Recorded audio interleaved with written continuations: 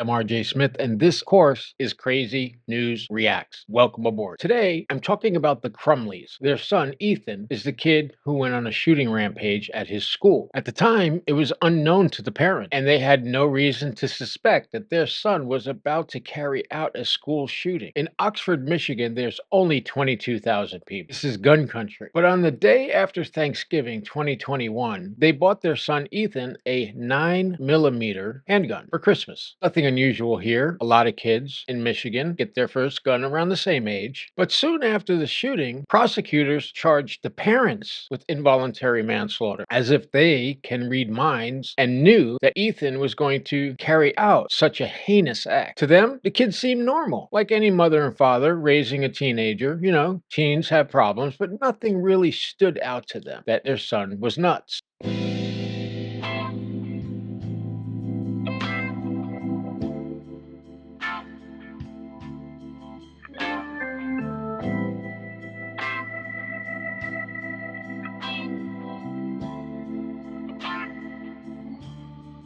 It's a story CBS News Detroit broke first, the sentencing documents for James and Jennifer Crumbley.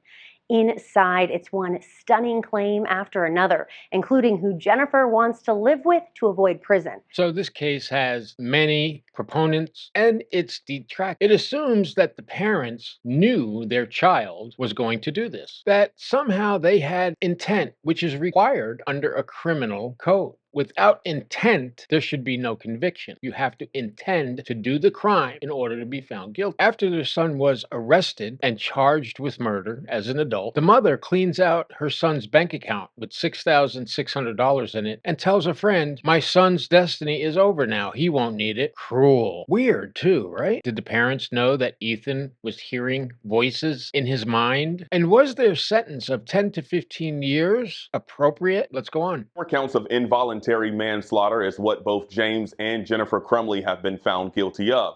Next week, the two are set to be sentenced, but according to new court documents, the two are hoping to get out of custody. The ugliness and the sadness that this case brings to all of us, to every parent, to every human, shocks the conscience in a lot of ways. A few things have to happen. Now, each was sentenced to 10 to 15 years because prosecutors told the jury that the parents knew their son was in crisis, which isn't really correct. And by assuming that the parents knew, aren't we opening a precedent for other parents to be charged for things that happened? Doesn't seem very American. And having to do 10 to 15 years with 10 as a minimum before they're eligible for parole, that's a lot of time for people that didn't do anything wrong. I get it that feelings are hyped up. I get it that people want revenge. But we can't start prosecuting people because we don't like them. We can't assume that parents know the thoughts of their children. That just doesn't seem right. Court documents allege both parents had a lack of remorse. I wouldn't, in essence, I paraphrase, I wouldn't have done anything differently.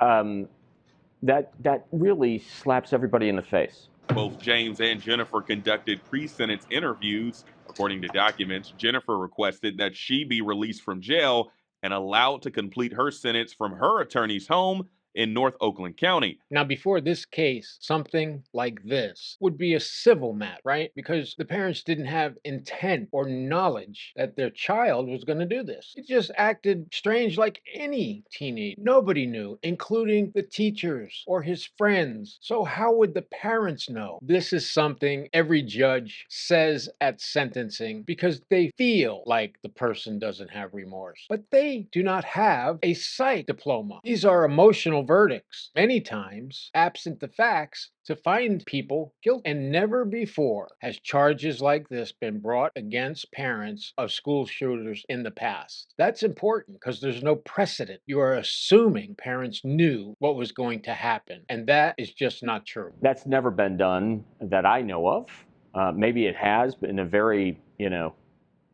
remote situation. I can't imagine that happening here.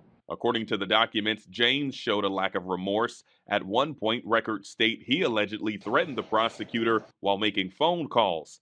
All the while, he's asking the court to allow him time served. The father said he was wrongly accused and wrongly convicted. It's a sad situation. Kids died. There's no reason on the planet why that should ever happen. Why haven't we as community placed metal detectors at the entrance of every school? It's at every courthouse, every state building. Why not at the schools? It would stop all of this from happening, at least inside. Most schools now have a resource officer, which would have stopped this from happening. I'm RJ Smith. Thanks for hanging out with me today. I'll see you right back here tomorrow. Hit the like and subscribe so that you are notified every time I upload.